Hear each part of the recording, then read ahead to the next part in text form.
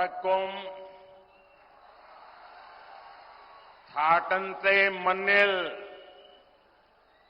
Oracle कुड़ी वरान साधी चतील एनिक्य अतियाया संतोषम उंड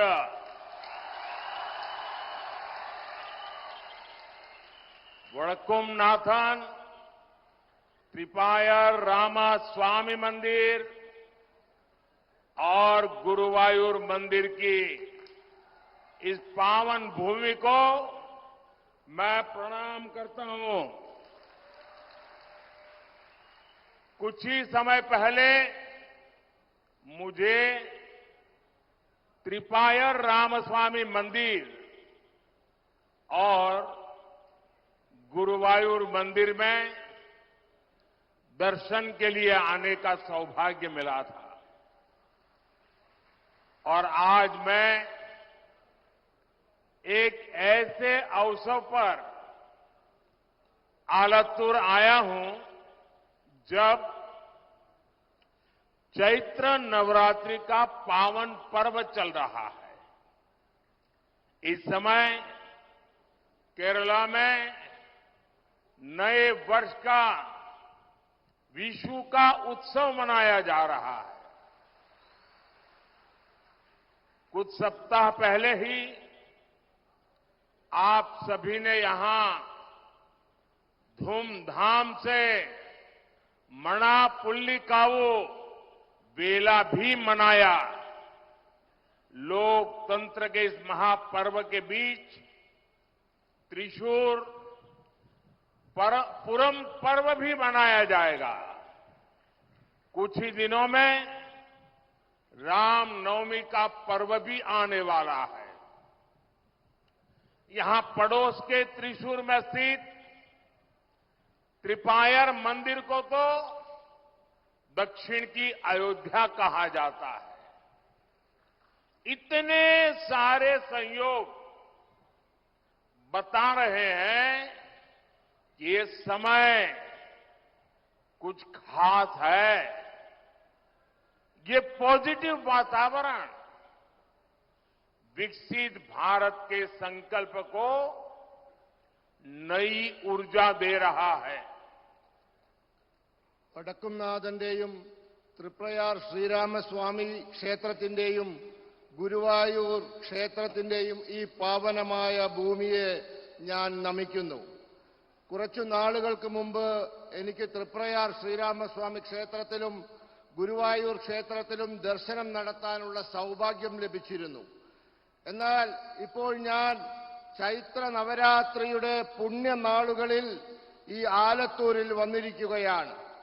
ഇപ്പോൾ കേരളത്തിൽ പുതുവത്സരത്തിന്റെ വിഷുവിന്റെ ആഘോഷം നടന്നുകൊണ്ടിരിക്കുകയാണ്. കുറച്ചാഴ്ചകൾക്ക് മുമ്പാണ് നിങ്ങൾ ആവേശത്തോടെ മണപ്പുള്ളിക്കാവിലെ വേല നടത്തിയത്. ജനാധിപത്യത്തിന്റെ ഈ മഹത്തായ ഉത്സവത്തിന്റെ ഇടയിൽ തൃശൂർ പൂരവും ആഘോഷിക്കപ്പെടാൻ പോവുകയാണ്. കുറച്ച് ദിവസങ്ങൾക്ക് ശേഷം രാമനവമിയും നാം ആഘോഷിക്കും.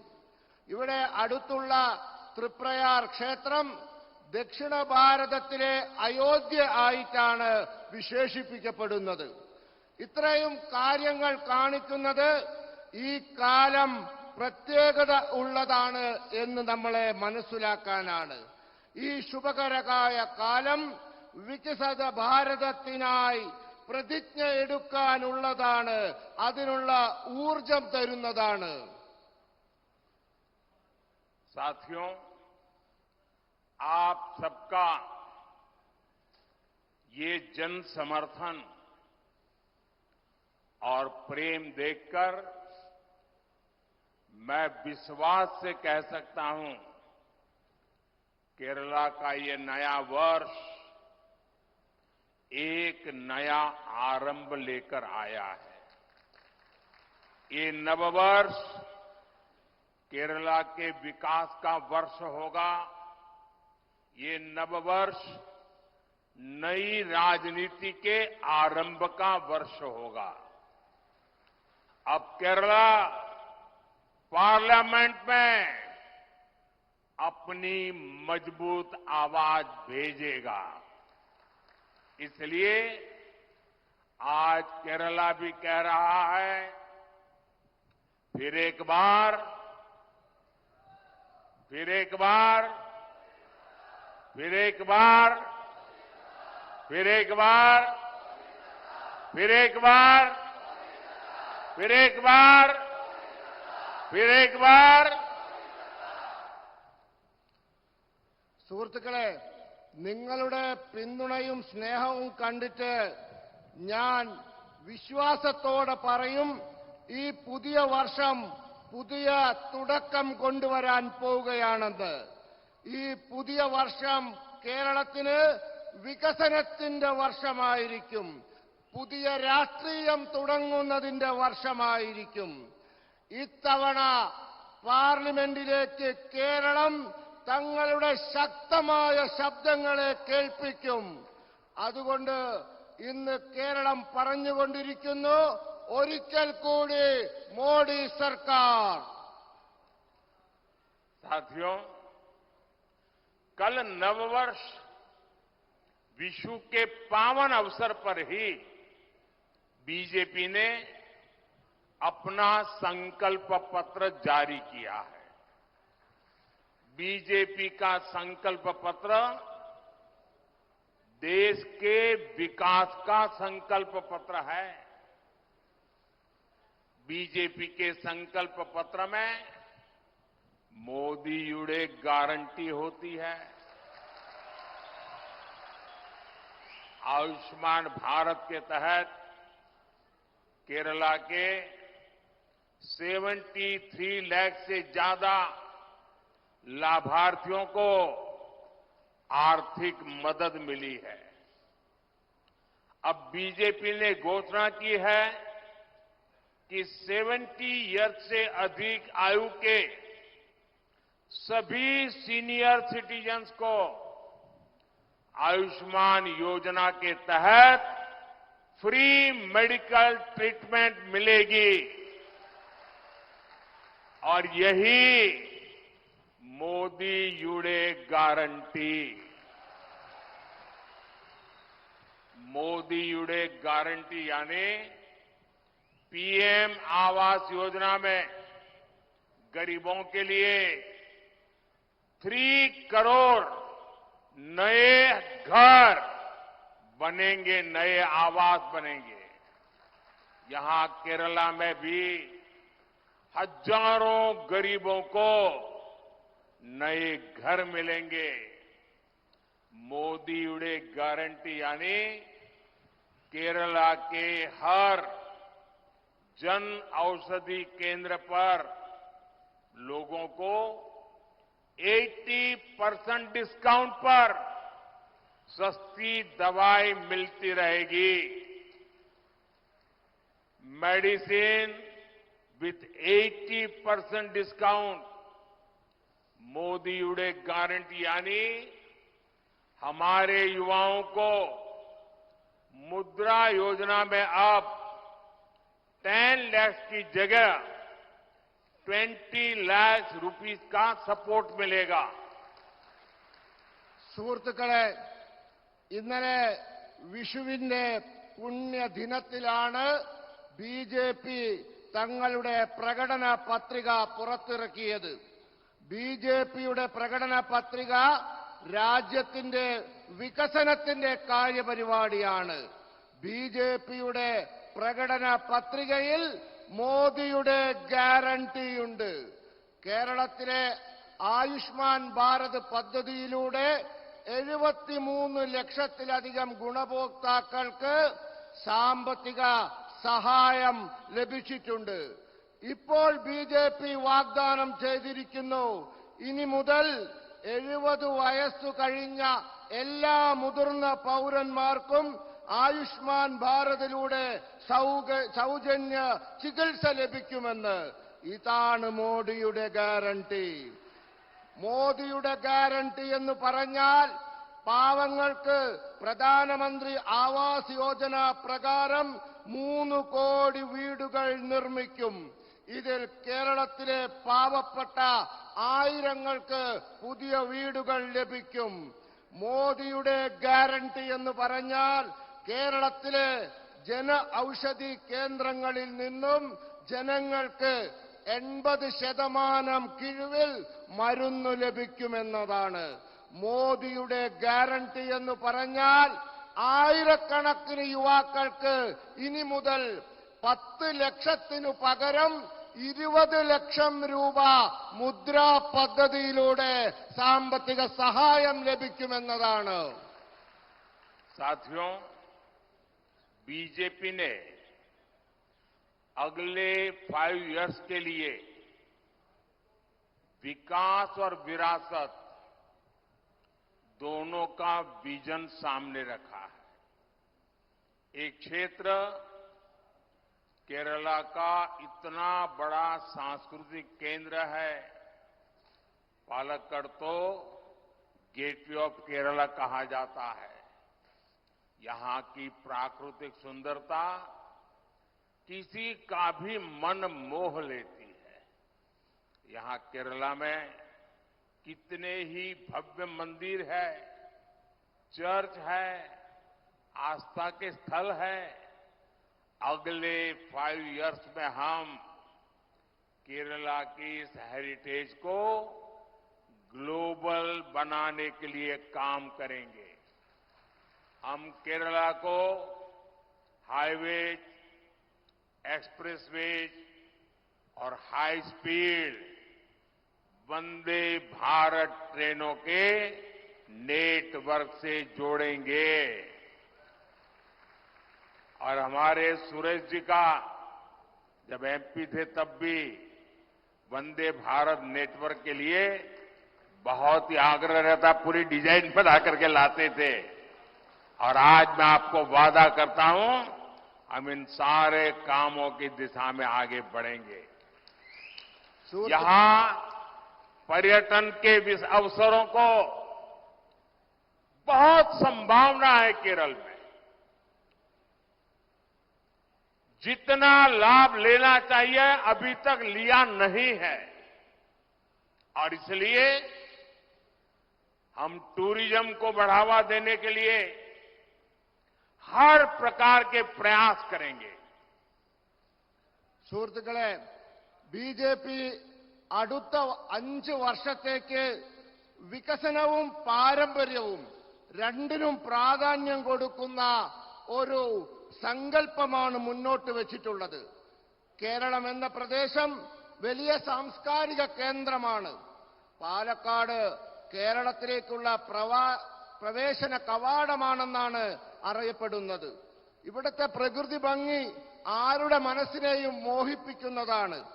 ഇവിടെ കേരളത്തിൽ എത്ര ഗംഭീരമായ ക്ഷേത്രങ്ങളുണ്ട്, പള്ളികളുണ്ട്, മറ്റാരാധനാ കേന്ദ്രങ്ങളുണ്ട്. അടുത്ത 5 വർഷങ്ങൾക്കുള്ളിൽ നമ്മൾ കേരളത്തിന്റെ ഈ പാരമ്പര്യത്തെ അന്തർദേശീയവൽക്കരിക്കാൻ പോവുകയാണ്. നമ്മൾ കേരളത്തെ ഹൈവേകൾ, എക്സ്പ്രസ് വേകൾ, അതിവേഗ വന്ദേ ഭാരത് തീവണ്ടികൾ എന്നിവയുടെ നെറ്റ്വർക്കിലൂടെ ബന്ധിപ്പിക്കും. നമ്മുടെ പ്രിയപ്പെട്ട സുരേഷ് ഗോപി സ്ഥിരമായി എന്നെ വന്ന് കണ്ട് വന്ദേ ഭാരതിന്റെ പുതിയ ഡിസൈനുകൾ കാണിച്ച് അങ്ങനെ വേണം ഇങ്ങനെ വേണമെന്നൊക്കെ പറയാറുണ്ട്. ആ എല്ലാ ആവശ്യങ്ങളും നമ്മൾ പരിഗണിച്ച് യാഥാർത്ഥ്യമാക്കുമെന്ന് ഉറപ്പു നൽകുന്നു.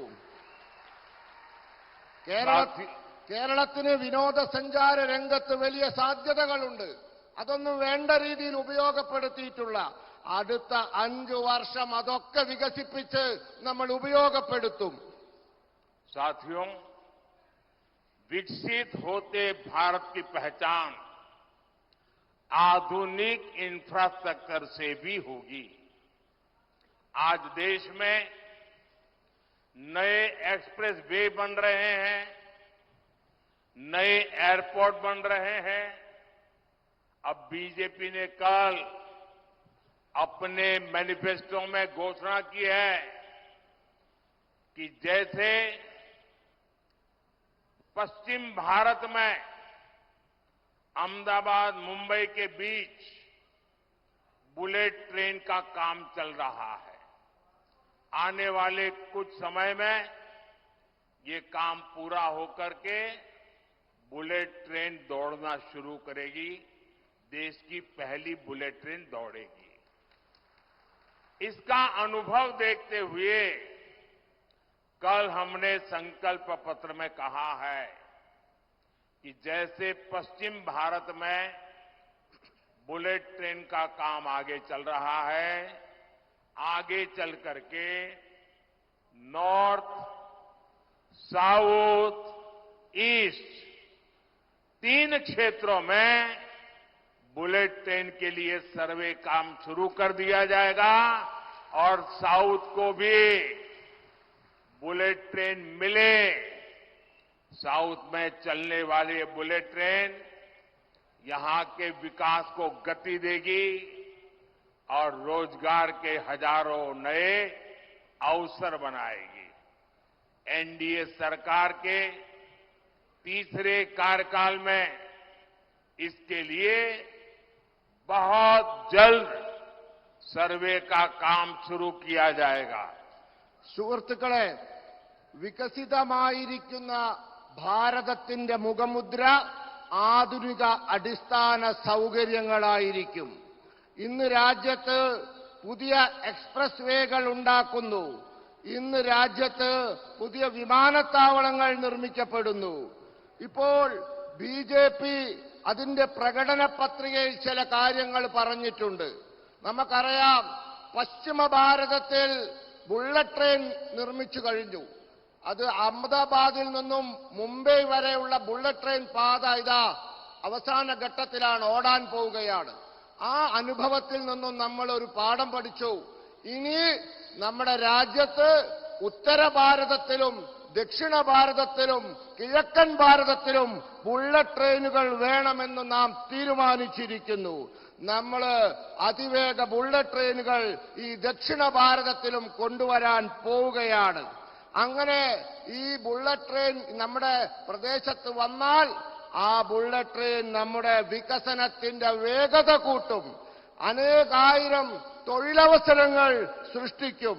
ഒരു കാര്യം ഉറപ്പു നൽകാം, വരാൻ പോകുന്ന എൻഡിഎയുടെ മൂന്നാമത്തെ സർക്കാർ എത്രയും പെട്ടെന്ന് തന്നെ ഈ ബുള്ളറ്റ് ട്രെയിനിന്റെ സർവേ ജോലി ആരംഭിക്കുന്നതായിരിക്കും.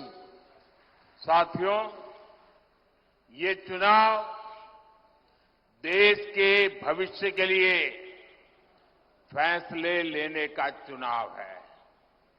ये चुनाव आपके उज्जवल भविष्य की गारंटी के लिए चुनाव है।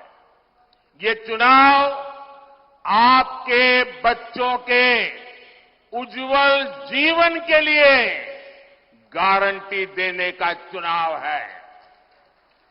केरल के लोगों ने लास्ट 10 इयर्स में देखा है कि कैसे एनडीए सरकार ने दुनिया भर में भारत की साख बढ़ाई है। कांग्रेस सरकार ने भारत की छवि कमजोर देश की बना दी थी। बीजेपी सरकार ने भारत को एक मजबूत देश बनाया है। आज जब कोई भारतीय विदेश जाता है, गल्फ जाता है, तो उसे सम्मान से देखा जाता है।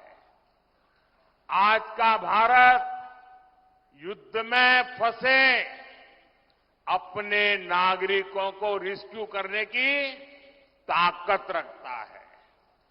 आज का भारत कोरोना जैसी महामारी में दूसरे देशों की ओर नहीं देखता। हम स्वदेशी वैक्सीन बनाते हैं, अपने देश के साथ साथ विश्व के दूसरे देशों की सहायता भी करते हैं।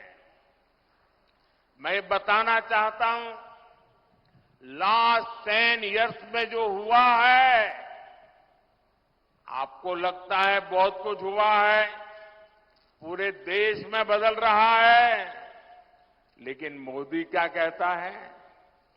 मोदी तो कहता है 10 साल में इतना सारा भले हुआ, लेकिन जो हुआ है ना वो तो ट्रेलर है, ट्रेलर। अभी तो बहुत कुछ करना है। अभी तो हमें हमारे देश को, हमारे केरला को बहुत आगे लेकर जाना है। സുഹൃത്തുക്കളെ, ഈ തെരഞ്ഞെടുപ്പ് രാജ്യത്തിന്റെ ഭാവി നിശ്ചയിക്കുന്ന തെരഞ്ഞെടുപ്പാണ്. ഈ തെരഞ്ഞെടുപ്പ് നിങ്ങളുടെ ഓരോരുത്തരുടെയും ഭാവി നിശ്ചയിക്കുന്ന തെരഞ്ഞെടുപ്പാണ്. നിങ്ങളുടെ കുട്ടികളുടെ ഭാവി നിശ്ചയിക്കുന്ന തെരഞ്ഞെടുപ്പാണ്. അതിനനുസരിച്ചുള്ള തീരുമാനം നാം എടുക്കണം. കേരളത്തിലെ ജനങ്ങൾ കണ്ടതാണ് കഴിഞ്ഞ 10 വർഷത്തിനുള്ളിൽ ലോകത്ത് ഭാരതത്തിന്റെ യശസ് എത്ര ഉയർന്നു എന്നുള്ളത്. കോൺഗ്രസിന്റെ ഭരണകാലത്ത് ലോകം നമ്മളെ നോക്കിയത് ഒരു ദുർബല രാജ്യമായിട്ടായിരുന്നു. എന്നാൽ ഇന്ന് നമ്മളെ ലോകം നോക്കിക്കാണുന്നത് കരുത്തുറ്റ ഒരു രാജ്യമായിട്ടാണ്. ഇന്ന് ആരെങ്കിലും വിദേശത്ത് പോയാൽ, ഗൾഫിൽ പോയാൽ അവർക്ക് അറിയാം അവരെ രാജ്യത്തിന് കിട്ടുന്ന ബഹുമാനം അവർക്കും കിട്ടുന്നു. അവരെ എത്ര ബഹുമാനത്തോടാണ് നോക്കിക്കാണുന്നത് എന്ന്. ഇന്ന് ഭാരതം യുദ്ധരംഗത്ത് പെട്ടുപോയ നമ്മുടെ പൗരന്മാരെ തിരിച്ചു കൊണ്ടുവരാൻ, രക്ഷിച്ചു കൊണ്ടുവരാനുള്ള ശക്തിയുള്ള രാജ്യമായി മാറിയിരിക്കുന്നു. ഇന്ന് ഭാരതം കൊറോണ പോലുള്ള മഹാമാരികളുടെ കാലത്ത് സഹായത്തിനായി മറ്റു രാജ്യങ്ങളെ ആശ്രയിക്കുന്നില്ല. ഇന്ന് നാം തദ്ദേശീയമായി വാക്സിൻ ഉണ്ടാക്കുന്നു. നമ്മുടെ ആവശ്യങ്ങൾ പൂർത്തീകരിക്കുന്നതോടൊപ്പം മറ്റു രാജ്യങ്ങളെ സഹായിക്കുകയും ചെയ്യുന്നു. ഞാൻ പറയാൻ ആഗ്രഹിക്കുന്നു, കഴിഞ്ഞ 10 വർഷം കണ്ടത് നിങ്ങൾ വിചാരിക്കും വലിയ കാര്യങ്ങളൊക്കെ നടന്നു, എല്ലാം തീർന്നു എന്ന്. എന്നാൽ അങ്ങനെയൊന്നുമല്ല. കഴിഞ്ഞ 10 വർഷം കണ്ടത് കേവലം സിനിമയുടെ ട്രെയിലർ മാത്രമാണ്. ഇനിയാണ് കാണാനിരിക്കുന്നത്. നമുക്ക് വളരെ കാര്യങ്ങൾ ചെയ്യാനുണ്ട്. നമുക്ക് രാജ്യത്തെ വളരെ ദൂരം കൊണ്ടുപോകാനുണ്ട്. साथियों, एनडीए सरकार नारायण गुरु के उन विचारों पर काम करती है। हमारी प्राथमिकता है गरीब कल्याण और लोक कल्याण। इसलिए लास्ट 10 इयर्स में एनडीए सरकार में जल जीवन मिशन के तहत केरला में 36 लाख से ज्यादा नल से जल कनेक्शन मिले हैं। लेकिन मुझे दुख के साथ कहना है, पूरे देश में जिस गति से जल जीवन मिशन चला है, केरला में यहां की सरकार उतना चलने नहीं दे रही है। वो भ्रष्टाचार की तलाश में होते हैं और इसलिए आज भी केरल में घरों में पीने का पानी का संकट है। अगर हिंदुस्तान में कोई सुनेगा कि राजस्थान में पानी का संकट है या गुजरात में पानी का संकट है, तो लोगों को लगता है कि हां यार मुसीबत है। केरल में पानी का संकट ये यहां की सरकार की विफलता का जीता जागता सबूत है। और मैं गारंटी देता हूं, मैं हर घर नल से जल पहुंचाना चाहता हूं। आप मुझे आशीर्वाद दीजिए। अब इतना कर लीजिए। സുഹൃത്തുക്കളെ, എൻഡിഎ സർക്കാർ ശ്രീനാരായണ ഗുരുദേവന്റെ ആദർശങ്ങളിൽ ഉറച്ചു നിന്നുകൊണ്ട് ജോലി ചെയ്യുന്നതാണ്. നമ്മുടെ പ്രത്യേകത പാവങ്ങളുടെ ക്ഷേമവും ജനങ്ങളുടെ ക്ഷേമവുമാണ്. അതുകൊണ്ട് കഴിഞ്ഞ 10 വർഷം കൊണ്ട് എൻഡിഎ സർക്കാർ ജൽ ജീവൻ മിഷൻ പദ്ധതിയിലൂടെ 36 ലക്ഷത്തിലധികം പൈപ്പ് കണക്ഷനുകൾ കേരളത്തിൽ നൽകി. പക്ഷേ ദുഃഖകരമെന്ന് പറയട്ടെ, കേരളത്തിൽ അതിന്റെ വേഗത പോരാ. ഇവിടത്തെ സർക്കാരിന് അതിനൊന്നും താല്പര്യമില്ല. അഴിമതി നടത്തി പണമുണ്ടാക്കാനുള്ള ശ്രദ്ധയിലാണ് അവർ. ഗുജറാത്തിൽ വെള്ളമില്ല, ശരിയാണ്. രാജസ്ഥാനിൽ വെള്ളമില്ല, ആളുകൾ പറയും ശരിയാണ്, അവിടെ കുഴപ്പങ്ങളുണ്ട്. പക്ഷെ കേരളം അങ്ങനെയാണോ? കേരളത്തില് ജലം ലഭിക്കുന്ന സംസ്ഥാനത്ത് പോലും എല്ലാ വീട്ടിലും വേണ്ട സ്പീഡിൽ, വേഗതയിൽ കേന്ദ്രം കൊടുക്കുന്ന പൈസക്കനുസരിച്ച് വെള്ളം എത്തിക്കുന്നില്ല. എന്നാൽ ഞാൻ നിങ്ങൾക്ക് ഉറപ്പ് നൽകുന്നു, നിങ്ങൾ എന്നെ അനുഗ്രഹിച്ചാൽ ഞാൻ ഇവിടത്തെ ഓരോ വീട്ടിലും പൈപ്പിൽ വെള്ളം എത്തിക്കുമെന്ന് ഇതാ വാഗ്ദാനം നൽകുന്നു. पीएम गरीब कल्याण अन्न योजना से करीब 1 करोड़ 50 लाख लाभार्थियों उनको मुफ्त राशन मिल रहा है। बीजेपी ने संकल्प पत्र में एक गारंटी दी है कि ये योजना अगले 5 साल बढ़ाई जाएगी और आने वाले 5 साल भी मुफ्त राशन मिलता रहेगा। एनडीए सरकार केरला में फिशरीज क्लस्टर्स बनाकर यहां के मछुआरों का जीवन बदलने के लिए काम करेगी।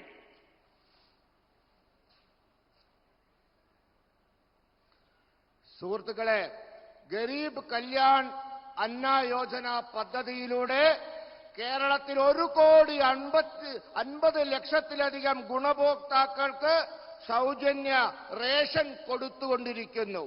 ബിജെപിയുടെ പ്രകടന പത്രികയിൽ ഗ്യാരണ്ടി നൽകിയിരിക്കുന്നു, ഈ പദ്ധതി അടുത്ത 5 വർഷം കൂടി നീട്ടും എന്ന് വെച്ചാൽ ഈ ആളുകൾക്ക് ഈ 5 വർഷം കൂടി സൗജന്യ റേഷൻ ലഭിക്കും. എൻഡിഎ സർക്കാർ കേരളത്തില് മത്സ്യപ്രവർത്തകരുടെ കൂട്ടായ്മയുണ്ടാക്കി, ഫിഷറീസ് ക്ലസ്റ്ററുകൾ ഉണ്ടാക്കി ഇവിടത്തെ മത്സ്യപ്രവർത്തകരുടെ ജീവിതം മാറ്റിമറിക്കാനുള്ള ജോലി ചെയ്തുകൊണ്ടിരിക്കുകയാണ്. साथियों, आज बीजेपी के शासन में देश तेजी से आगे बढ़ रहा है, लेकिन एलडीएफ, यूडीएफ केरला को पीछे धकेल रहे हैं। एनडीए सरकार केरला और इस क्षेत्र के विकास के लिए जो प्रयास कर रही है, राज्य सरकार उसमें भी बाधा डाल रही है। ये लोग नेशनल हाईवेज के प्रोजेक्ट भी रोकना चाहते हैं, क्योंकि लेफ्ट सरकारों का एक ही कैरेक्टर है। लेफ्ट वालों का एक ही कैरेक्टर है, चाहे वो त्रिपुरा में हो तो भी ऐसा ही करते थे, बंगाल में थे तब भी ऐसा ही करते थे, और केरल में भी जब मौका मिलता है ऐसा ही करते हैं। लेफ्ट वालों का कैरेक्टर क्या है? Nothing left and nothing right, यानी जहां लेफ्ट का शासन होता है वहां कुछ भी बाकी नहीं रहता और कुछ भी सही नहीं होता। इन्होंने बंगाल को बदहाल बनाया, ये लोग त्रिपुरा में भी ताश दिलाए थे, वही काम ये केरला में भी कर रहे हैं। സുഹൃത്തുക്കളെ, ഇന്ന് ബിജെപിയുടെ ഭരണത്തിൽ രാജ്യം വേഗത്തിൽ മുന്നോട്ട് കുതിക്കുകയാണ്. എന്നാൽ എൽഡിഎഫും യുഡിഎഫും കേരളത്തെ പിന്നോട്ട് വലിക്കുകയാണ്. എൻഡിഎ സർക്കാർ കേരളത്തിന്റെയും ഈ പ്രദേശത്തിന്റെ വികസനത്തിന്റെയും പ്രവർത്തനത്തിനായി പ്രവർത്തിക്കുകയാണ്. സംസ്ഥാന സർക്കാർ ആവട്ടെ ആ പ്രയാസങ്ങൾക്കെല്ലാം തടസ്സം സൃഷ്ടിക്കുകയാണ്. ഈ ആളുകൾ ദേശീയ ഹൈവേ നിർമ്മാണ പദ്ധതി പോലും തടസ്സപ്പെടുത്തുകയാണ്. ഇതിനൊരു കാരണമുണ്ട്. ഇത് ഇടതിന്റെ സ്വഭാവമാണ്. ഇതാണ് അവരുടെ സ്വഭാവം. അത് ബംഗാളിലും അങ്ങനെയായിരുന്നു, ത്രിപുരയിലും അങ്ങനെയായിരുന്നു, ഇപ്പൊ കേരളത്തിലും അങ്ങനെയാണ്. എന്താണ് ഇടതിന്റെ സ്വഭാവം? എവിടെയെങ്കിലും ഇടത് ഭരിച്ചാൽ ഇടത്തും ഒന്നും ഉണ്ടാവില്ല, വലത്തും ഒന്നും ഉണ്ടാവില്ല, ഒന്നും ബാക്കിയുണ്ടാവില്ല, ഒന്നും ശരിയാവുകയുമില്ല. അവർ ഭരിച്ച് ബംഗാളിനെ നശിപ്പിച്ചു. അവർ ത്രിപുരയിലും നാശം കൊണ്ടുവന്നു. ഇപ്പോൾ ആ പണി അവർ കേരളത്തിലെടുക്കുകയാണ്. साथियों, आज केरला जैसे शांति प्रिय राज्य में हिंसा अराजकता आम हो गई है। आज केरला में खुलेआम राजनैतिक हत्याएं कराई जाती हैं। कॉलेज के कैंपस तक असामाजिक तत्वों के अड्डे बन गए हैं। सांप्रदायिक सौहार्द को बिगाड़ने वाले एलिमेंट्स को सरकारी संरक्षण मिलता है। हमारे बच्चे तक सुरक्षित नहीं है। സുഹൃത്തുക്കളെ, ഇന്ന് സമാധാനപ്രിയരായ കേരളത്തിൽ അക്രമവും അരാജകത്വവും സാധാരണ സംഭവമായി മാറിയിരിക്കുന്നു. ഇന്ന് കേരളത്തിൽ വളരെ പരസ്യമായി തന്നെ രാഷ്ട്രീയ കൊലപാതകങ്ങൾ നടക്കുന്നു. കേരളത്തിലെ കോളേജ് ക്യാമ്പസുകൾ വരെ സാമൂഹ്യ വിരുദ്ധരുടെ കേന്ദ്രമായിരിക്കുന്നു. സാമുദായിക സൗഹാർദ്ദം തകർക്കുന്ന ശക്തികൾക്ക് സർക്കാർ സംരക്ഷണം ലഭിക്കുന്നു. നമ്മുടെ കുട്ടികൾ വരെ സുരക്ഷിതരല്ല. साथियों, केरला में जनता के पैसों की खुलेआम लूट हो रही है। ये लोग भ्रष्टाचार के नए नए मॉडल लेकर आते हैं। जनता का एवरी सिंगल रुपया लूटना चाहते हैं। कुरुवन्नूर कोऑपरेटिव बैंक स्कैम लेप की लूट का एक ऐसा उदाहरण है। हर कोई जिससे परेशान है। जिस बैंक में गरीबों ने, मध्यम वर्ग ने अपनी मेहनत के सैकड़ों करोड़ रुपए जमा किए थे, उस बैंक को सीपीएम के लोगों ने पूरी तरह लूटकर कंगाल कर दिया। ये जो गरीबों ने, मध्यम वर्ग ने बैंक में पैसे रखे थे, क्योंकि घर में बेटी की उम्र बढ़ रही थी, उन्होंने सोचा कि बेटी की शादी करवानी है, बैंक में पैसे जमा कराएं, कुछ ब्याज मिलेगा, पैसे बढ़ेंगे और जब शादी का समय आएगा तो बेटी के काम आएगा। लेकिन इन सीपीएम वालों ने गरीब की बेटी की शादी को भी अनेक संकटों में डाल दिया। मध्यम वर्ग के परिवार की शादी को, बेटे की, बच्चों की शादी को भी इन्होंने संकट में डाल दिया।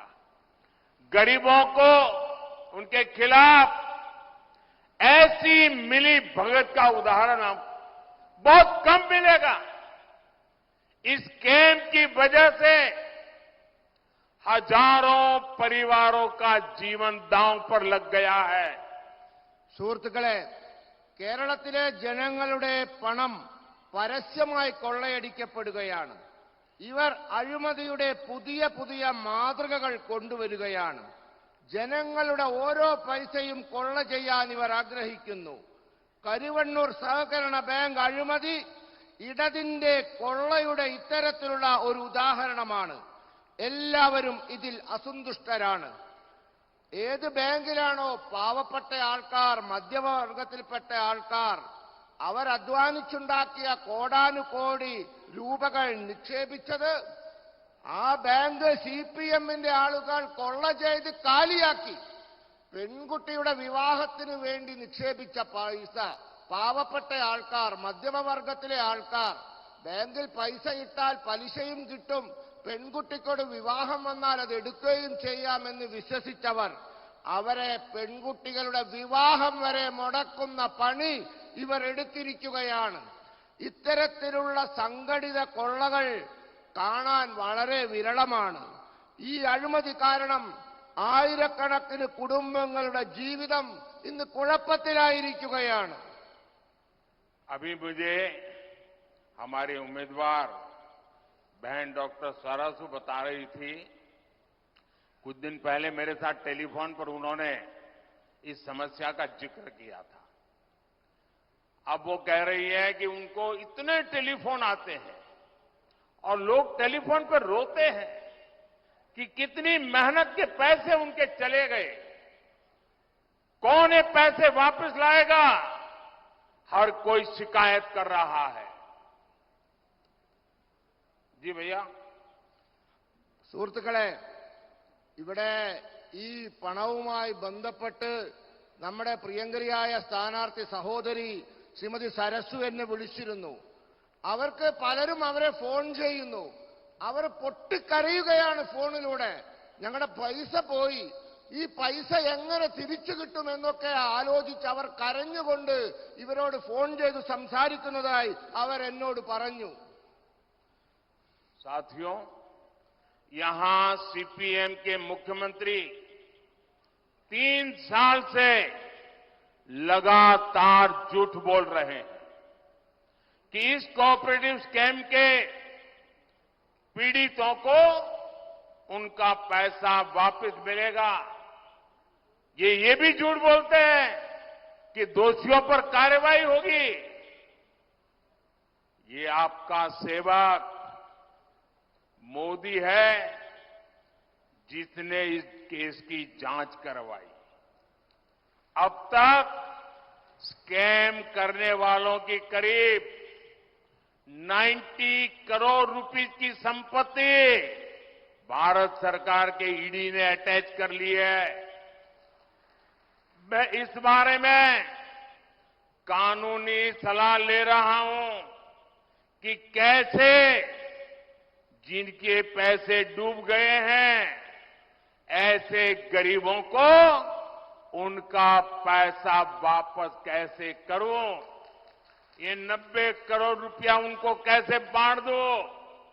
बीजेपी सरकार पहले भी देश में 17,000 करोड़ रुपए ऐसे स्कैम पीड़ितों को वापस दिलवा चुकी है। इसलिए मैं इस कोऑपरेटिव स्कैम के पीड़ितों को भरोसा देता हूं कि उनका पैसा वापस दिलाने में भाजपा और मेरी सरकार कोई कसर बाकी नहीं छोड़ी जाएगी. സുഹൃത്തുക്കളെ, ഇവിടെ സിപിഎമ്മിന്റെ മുഖ്യമന്ത്രി 3 വർഷമായി നുണ പറഞ്ഞുകൊണ്ടിരിക്കുകയാണ്. ഈ സഹകരണ കൊള്ളയിൽ പണം നഷ്ടപ്പെട്ടവർക്ക് അവരുടെ പണം തിരിച്ചു നൽകുമെന്നും കുറ്റക്കാർക്കെതിരെ നടപടിയുണ്ടാവുമെന്നുമൊക്കെയാണ് നുണ പറയുന്നത്. എന്നാൽ നിങ്ങളുടെ സേവകനായ മോദിയാണ് ഈ കേസിൽ അന്വേഷണം നടത്തിയത്. ഇതുവരെ ഈ കേസിൽ ഏതാണ്ട് 90 കോടി രൂപയിലധികം സമ്പത്ത് ഭാരത സർക്കാരിന്റെ ഇഡി കണ്ടുകെട്ടിയിരിക്കുകയാണ്. ഞാൻ ഇപ്പോഴും നിയമജ്ഞരുമായി ചർച്ച ചെയ്തുകൊണ്ടിരിക്കുകയാണ്. പാവങ്ങളുടെ പണം എങ്ങനെ തിരിച്ചു കൊടുക്കാം, ഈ പിടിച്ചെടുത്ത 90 കോടി രൂപ അവർക്ക് എങ്ങനെ കൊടുക്കാമെന്ന് ഞാൻ ചർച്ച ചെയ്തുകൊണ്ടിരിക്കുകയാണ്. ഭാരത സർക്കാർ കഴിഞ്ഞ കാലങ്ങളിൽ 17,000 കോടി രൂപ ഇത്തരത്തിൽ അഴിമതിയാൽ വഞ്ചിക്കപ്പെട്ടവരുടേത് പിടിച്ചെടുത്ത് തിരിച്ചു കൊടുത്തിട്ടുണ്ട്. അതുകൊണ്ട് ഈ കരുവണ്ണൂർ സഹകരണ കൊള്ളയിൽ വഞ്ചിതരായവർക്ക് ഞാൻ ഉറപ്പ് നൽകുന്നു, നിങ്ങളുടെ പണം തിരിച്ചു തരാൻ സാധ്യമായതെല്ലാം മോദി സർക്കാർ, ബിജെപി സർക്കാർ ചെയ്യും. അതിനുവേണ്ടി ഏത് തറ്റം വരെയും ഞങ്ങൾ പോകും. साथियों, कांग्रेस के एक बड़े नेता जिनको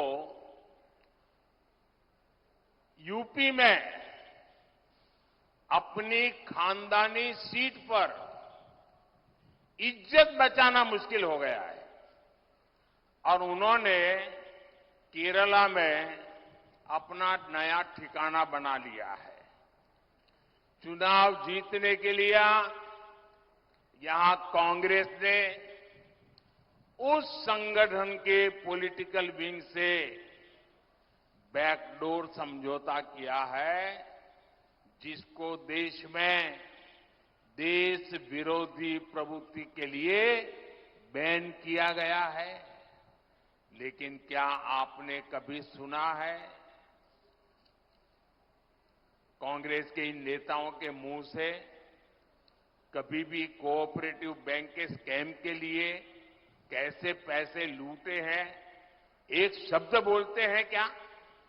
कांग्रेस के ये युवराज केरला के लोगों से वोट तो मांगेंगे, लेकिन आपके हक में, आपके मुद्दों पर एक शब्द भी नहीं बोलेंगे।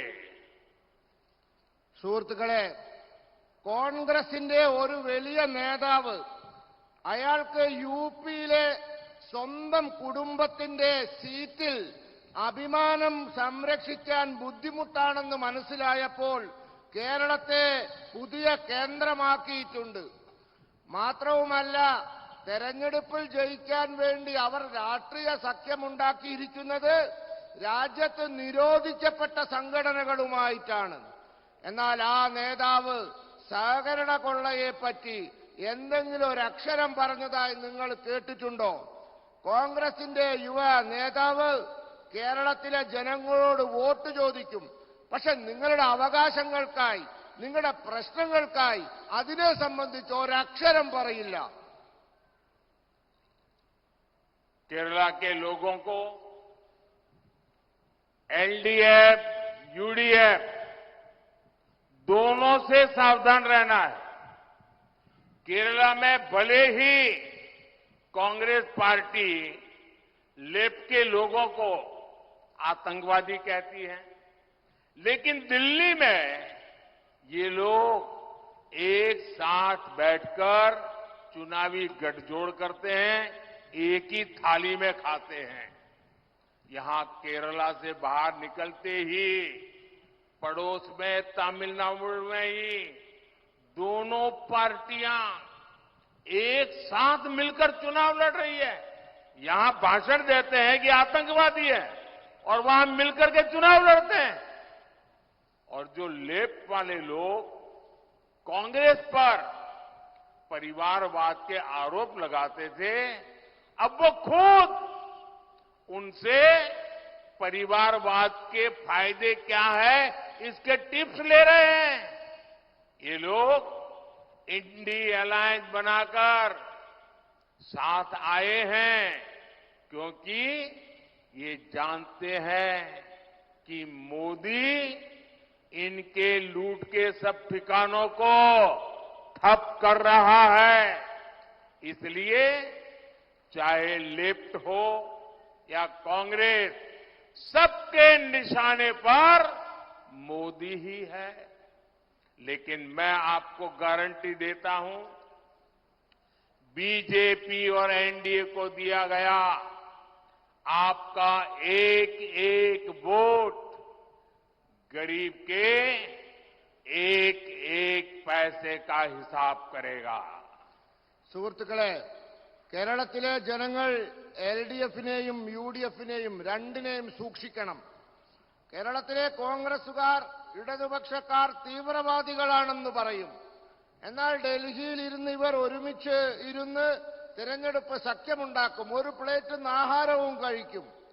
കേരളത്തിന് പുറത്തു കടന്നാൽ ഈ തമിഴ്നാട് എത്തിയാൽ മതി, രണ്ടു പാർട്ടികളും ഒരുമിച്ച് തെരഞ്ഞെടുപ്പിൽ മത്സരിക്കുകയാണ്. അതോടൊപ്പം ഇടതുപക്ഷക്കാർ പറയും കോൺഗ്രസുകാർ കുടുംബാധിപത്യക്കാരാണെന്ന്. പക്ഷേ ഇപ്പോൾ ഇടതന്മാർ കോൺഗ്രസിൽ നിന്നും കുടുംബാധിപത്യത്തിന്റെ പാഠങ്ങൾ പഠിച്ചുകൊണ്ടിരിക്കുകയാണ്. ഇവർ ഇന്ത്യ സഖ്യം ഉണ്ടാക്കിയത് എന്തിനാണെന്നറിയാമോ? ഇവർക്കറിയാം മോദി ഇവരുടെ കൊള്ളയുടെ എല്ലാ സങ്കേതങ്ങളും തകർക്കുമെന്നിവർക്കറിയാം. അതുകൊണ്ടാണ് ഇവർ ഇന്ത്യ സഖ്യമുണ്ടാക്കിയത്. അതുകൊണ്ട് ഇവിടത്തെ ഇടതിന്റെയും കോൺഗ്രസിന്റെയും ലക്ഷ്യം മോഡിയാണ്. എന്നാൽ ഞാൻ നിങ്ങൾക്ക് ഉറപ്പു തരുന്നു, നിങ്ങൾ ബി.ജെ.പിക്ക് നൽകുന്ന ഓരോ വോട്ടും പാവങ്ങളുടെ ഓരോ പൈസയും സംരക്ഷിക്കുമെന്ന്. साथियों, 26 अप्रैल ये केरला के लिए विकास के संकल्प का दिन होगा। केरल के उज्जवल भविष्य के लिए वोट करने का दिन होगा।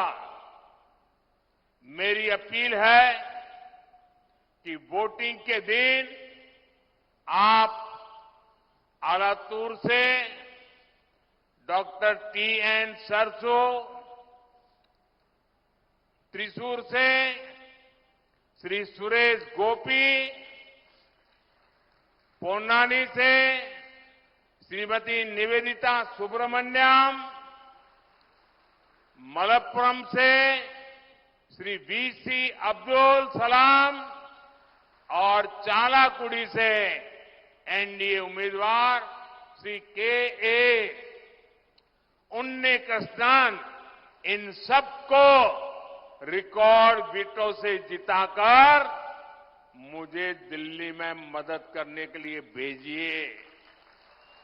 आप मेरा यह अनुरोध हर घर तक पहुंचाए और हर घर ये भी बताएं कि मोदी जी ने हर परिवार को, हर बुजुर्ग को, हर माता को, सबको प्रणाम कहा है। സുഹൃത്തുക്കളെ, 26 ഏപ്രിൽ അന്ന് കേരളത്തെ സംബന്ധിച്ചിടത്തോളം മാറ്റത്തിന്റെയും വികസനത്തിന്റെയും പ്രതിജ്ഞ എടുക്കുന്ന ദിനമാണ്.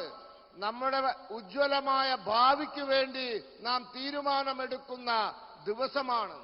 എനിക്ക് നിങ്ങളോടുള്ള അപേക്ഷ, നിങ്ങൾ വോട്ടിംഗ് ദിനത്തിൽ ആലത്തൂരിൽ ഡോക്ടർ ടി.എൻ. സരസുവിനും, തൃശൂരിൽ ശ്രീ സുരേഷ് ഗോപിക്കും, പൊന്നാനിയിൽ ശ്രീമതി നിവേദിത സുബ്രഹ്മണ്യനും, മലപ്പുറത്ത് ശ്രീ वी.सी. അബ്ദുൽ സലാമിനും, അതോടൊപ്പം ചാലക്കുടിയിൽ എൻ.ഡി.എ സ്ഥാനാർത്ഥി ശ്രീ കെ.എ. ഉണ്ണികൃഷ്ണനും, ഇവർക്ക് എല്ലാവർക്കും വോട്ട് ചെയ്ത് ഇവരെ റെക്കോർഡ് ഭൂരിപക്ഷത്തിൽ വിജയിപ്പിച്ച് ഡൽഹിയിൽ എന്നെ സഹായിക്കാൻ അയക്കണമെന്നാണ്.